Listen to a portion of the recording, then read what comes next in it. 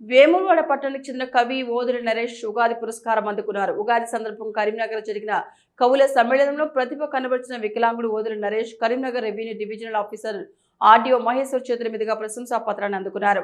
తాను 2011 నుండి ఇప్పటి వరకు రాసిన కవితలను గుర్తించి కరీంనగర్ లయన్స్ ఇంటర్నేషనల్ సమైక్య సాహితీ సంయుక్త ఆధ్వర్యంలో జరిగిన కార్యక్రమంలో ప్రదర్శించగా పురస్కారం లభించిందని వికలాంగుడు ఓదురి నరేష్ తెలిపారు. అతడిని రాష్ట్ర ప్రభుత్వం రాష్ట్ర యంత్రాంగం గుర్తించి స్పెషల్ కేసు కింద తనకు ఏదైనా ఉద్యోగం ఇవ్వాలని ఓదురి నరేష్ కోరుతున్నారు. ఈ కార్యక్రమంలో ఆర్డీఓ మహేశ్వర్, అధ్యక్షులు Marsiti Gopal, lions club region chairman Galipalli Venkat, ప్రధాన కార్యదర్శి కెఎస్ అనంతాచార్య, ప్రొఫెసర్ డాక్టర్ ఆడవాళ్ళ సుజాత్తో పాటు కవులు తదితరులు పాల్గొన్నారు.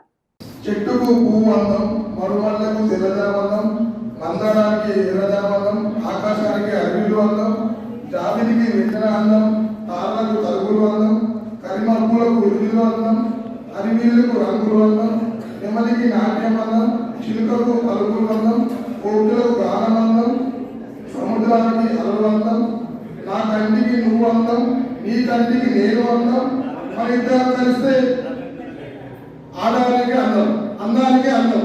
Thank you.